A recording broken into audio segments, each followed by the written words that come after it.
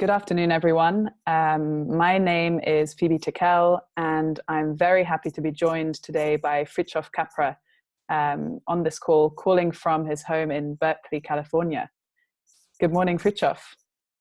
Hello, Phoebe. Thank you very much for hosting this conversation. I really look forward to it.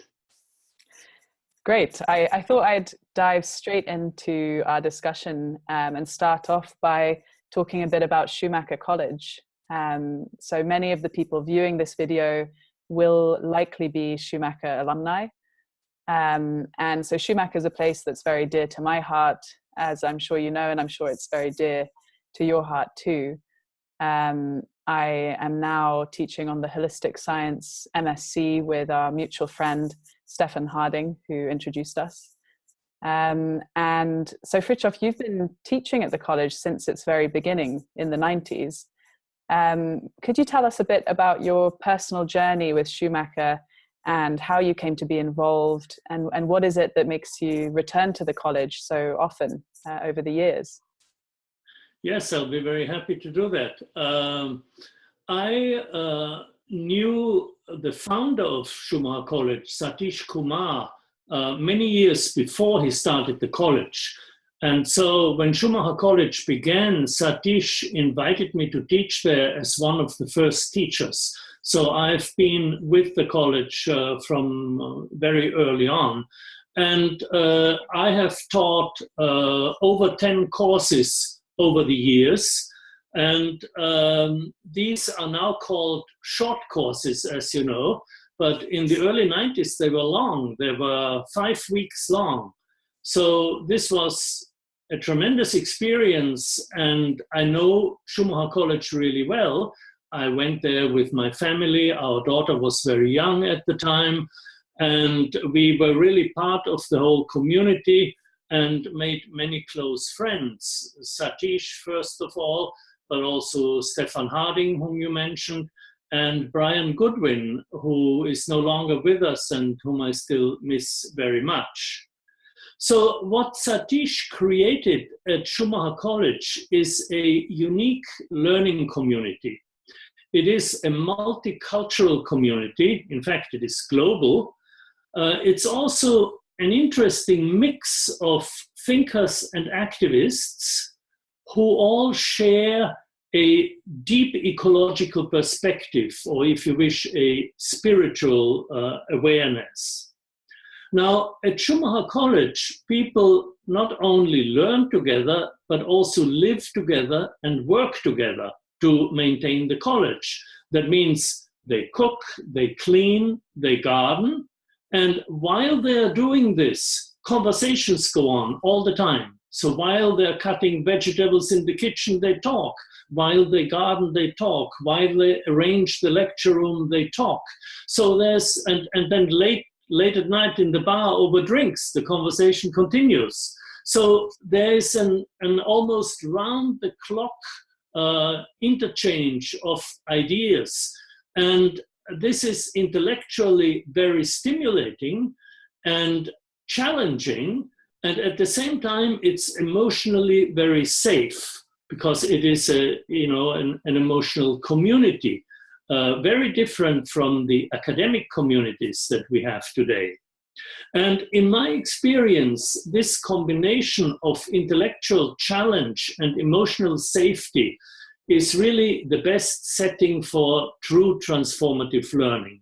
And this is what happens at Schumacher College, and very often after, especially in the beginning, after those 5 weeks, but even after 2 weeks or 1 week, people come away from their Schumacher experience with a sense of magic. And this has been true for me, the sense of intellectual excitement, the beauty of nature, I should mention, because the college is embedded in this beautiful Devon landscape. So the intellectual excitement, the beauty of nature, and the magic of transformative learning, that's what brought me back year after year. Wow. It's amazing to hear about your journey.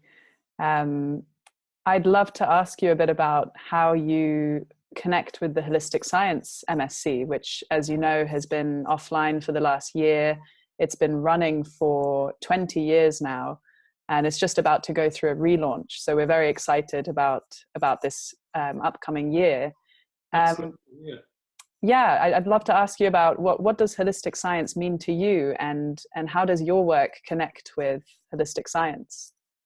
Well, I was actually there when Brian Goodwin created the first MSc in holistic science. And Brian and I were close friends, and our thinking also was very close.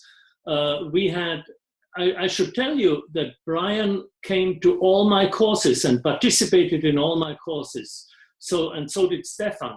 And so with Brian and Stefan, we had very stimulating and inspiring discussions in class and also in one-on-one meetings. So I think Brian's thinking and mine sort of co-evolved over the years, when obviously we were independent thinkers, but there was a lot of interchange. And so you will find many of Brian's ideas in my writings and in my teaching. And I think you will find some of my ideas in the MSc courses at Schumacher College. Now, at the very core of the two approaches, holistic science and what I call the systems view of life, at the very core, you find the exploration of a profound change of paradigms that is now happening in science and in society. A change from seeing the world as a machine to understanding it as a living network. In fact, as networks within networks. When we look around us, most of what we see is alive. Plants, animals, people, social networks, ecosystems, the economy, culture. These are all living systems or parts of living systems. And the key insight has been that a living system is an integrated whole whose properties cannot be reduced to those of smaller parts. So you see, in this sentence, a living system is an integrated whole. You have both words, system and whole. And therefore, for me, system science and holistic science are really synonymous.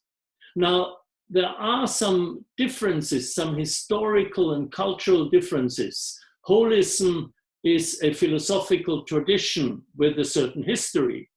And then there have been systems theories in science of various kind at various times. So there are some, there's a sort of a difference in flavor of the two terms. But for me, they're really synonymous. What is it about both the systems view of life and holistic science that you really think is relevant to today's world and to the problems and challenges that we're really facing? Because I think a lot of the people listening to us today will be people who find these topics very interesting. So systems thinking, complexity science, Gaia theory. But there's a question often comes up for me in this urgent time that we live in. How can we really practically apply what we learn in these courses to changing the way the world works today? Yeah, I'm really glad, Phoebe, that you're asking this question. It is really important. And in my view, the systems view of life has important applications in virtually every field of knowledge and in all our professional and personal human activities. Because whether we talk about economics or management or education or design or healthcare, you know, in all these fields we're dealing with life, with individual living beings, or with ecosystems, or with social systems. So this profound shift of perspective from the machine to the network, from the mechanistic view to the holistic or systemic view, has important implications for all of these fields. And I think this is what Satish had in mind, in fact, at the very beginning when he started Schumacher College, to invite economists, designers, architects, artists, farmers, in addition to biologists, physicists, philosophers, ecologists, and various scientists. So what I call the systems view of life has really important applications in all these fields. And it is especially important, I should add this, for solving the major problems of our time. Energy, climate change, economic inequality, violence and war, and so on. Because the striking aspect of all these problems is that they cannot be solved in isolation. None of them has a solution in isolation as such. They're all interconnected and interdependent. There are systemic problems that require systemic solutions, and therefore systems thinking is really critical to solve the major problems of our time. I think what really stands out for me around the systems view of life and systems thinking is this totally multidisciplinary approach. And I know that the systems view of life, which you've now written up as a book, which I am very excited to show here, it weaves together your 30 years of work and research. So it's really bringing together all sorts of different threads from different areas. How are you now teaching this big synthesis of all of this work? Where can people find this very unique synthesis that you've put together? Well, let me say you, before I answer that, let me say you first that this synthesis has taken me many years to formulate. It is a synthesis that integrates 4 dimensions of life: the biological dimension, obviously, but also the cognitive, the social, and the ecological dimension. And I worked on this for about 20, 30 years and published the synthesis at various stages over the years. And whenever I was working on a new version and a new book, I would go to Schumacher College and try it out. So Schumacher College, for me, these courses have been a laboratory for ideas that were developing. I'm talking here about 3 books: The Web of Life, which I published in 1996, The Hidden Connections in 2002, and then this textbook that I wrote with Pier Luigi Luisi, The Systems View of Life, and that was published in 2014. And you will find that in all these books, I acknowledge the contributions of Satish, Stefan, Brian, and my Schumacher students, because I'm really, truly grateful to them. So after Luigi and I published the book in 2014, I developed a model course on the systems view of life, which I called Capra Course for easy reference. And this is really a dream come true for me, because for the first time I'm teaching the full synthesis that I developed, and I'm teaching it to an online audience. I don't know whether you can say an online class of about 150 to 200 participants around the world from now over 50 countries. And so this has been a tremendous experience for me. And I should say that my whole style of teaching has been shaped by my Schumacher experience.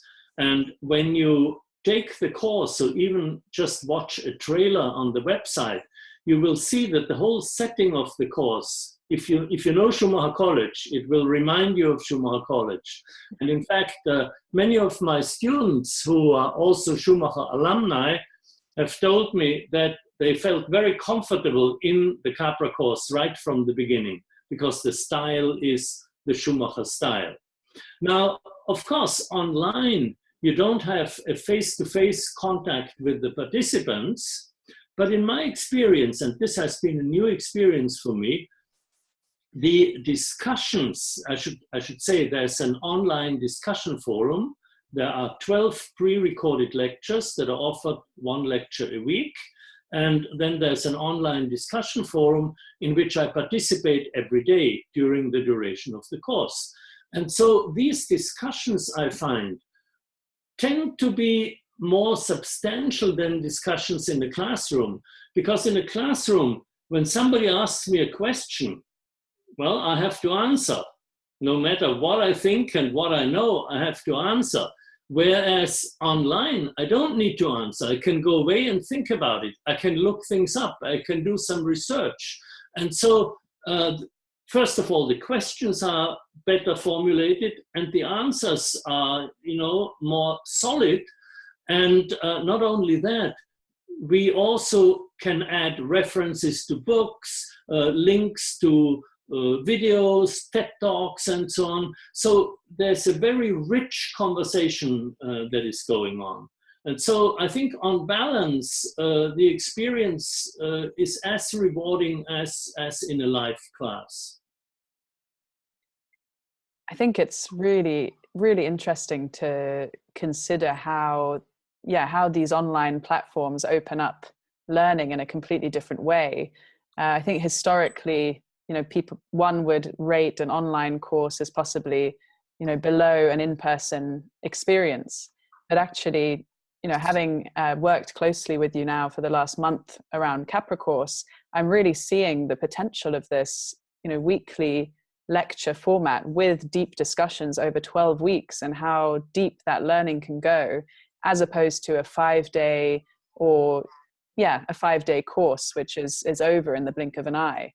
Yeah, absolutely. I mean, there's a trade-off. You face-to-face contact, and especially at Schumacher College, where, as I said, people not only learn together but live together. They eat together, and they are together, all the time. Even during 1 week, it creates a strong feeling of community. But then, 12 weeks online is a very long time, and discussions every week, if you want to, every day of the week, and that forms a tight community too. What kind of feedback have you had from people taking Capra Course so far? Well, I think the feedback was enthusiastic throughout, and what people do is they don't only talk to me online when they post things, but they talk to each other. In fact, they begin networking immediately when they sign up. So, for instance, there was a woman from Argentina who introduced herself before the course even started. Then there was a woman from the Netherlands who posted, well, I live in the Netherlands, but I'm also Argentinian. And then there was a woman from Norway who said, I'm not Argentinian, but I'm married to an Argentinian in Norway. And so they began to network and talk to each other. And of course, soon they switched into Spanish. And so there are these groups forming and these networks forming. And then I'm always astonished by the variety and the diversity of my online students. So there are many artists, there are quite a few scientists, people of all age groups, there are environmental activists, there are farmers, there are business people, business consultants, quite a few young people, but also some old retired people who just want to hear about new things or want to reflect on their life experiences. So it's a very rich discussion, and people really love it. It sounds like it's a rich experience because it also lives on past the Capra Course, doesn't it?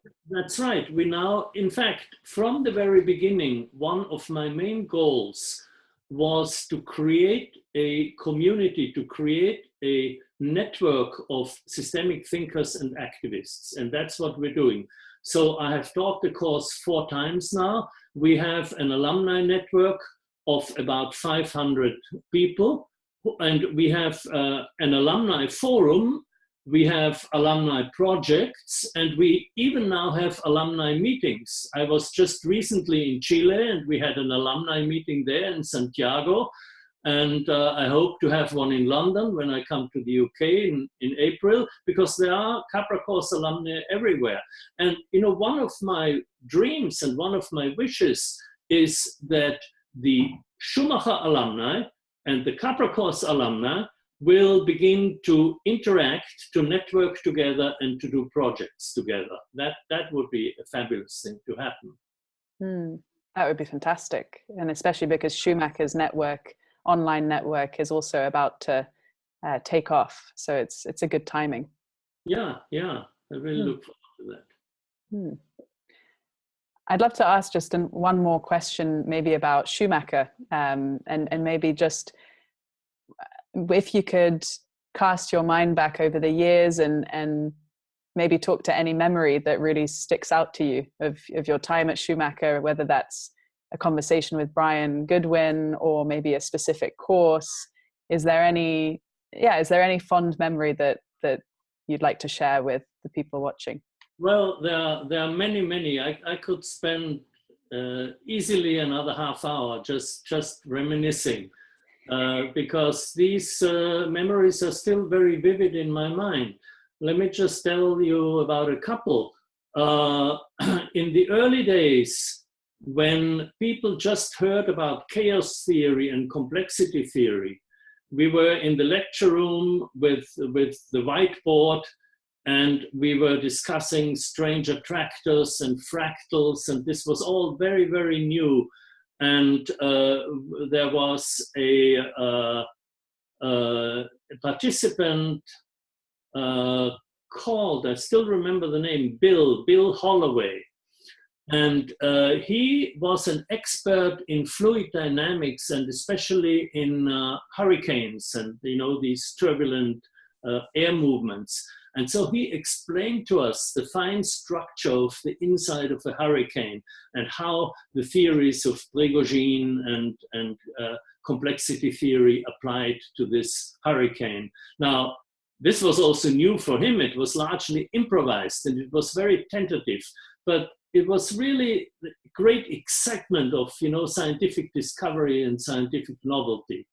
Now, on a totally different level, one of the very long courses, one of 5-week courses, was in summer, and it was an absolutely gorgeous summer, just beautiful weather, and people were together 5 weeks, a very diverse group, and it was a very emotional community. There were several people who fell in love with each other, and there was a dramatic saying goodbye, tears and hugs and everything. And that was the most magical course of all of them. That sort of magic summer at the old Boston, Devon. That really stands out in my mind. But there are many, many other memories that I have. Well, it's going to be really exciting to have you back at the college in April. You're teaching a short course. Yes, I really look forward to it, and to see how the college is, to see how the tree is doing, because it went through some very heavy damage, right? Yes, and no doubt. I mean, a lot of people often say the parts that they miss the most about Schumacher are things like the toast station and the old postern, the dinners. So it'll be wonderful. Yeah, but also the bluebells and the wild garlic, and the nature around is really fantastic. Let alone the moor, and all these things. Well, thank you so much for having me and for hosting that, and really to look forward to seeing you in the flesh at Schumacher College in April. Yes, I do too. Thank you. It was a really fascinating discussion, and I think it only serves to demonstrate how interesting the discussions possible on Capra Course will be. So yeah, I urge everyone watching to have a look at Capra Course, have a look at the upcoming short course at Schumacher. And thank you, Fritjof, for joining us, and thank you to everyone watching for joining us today.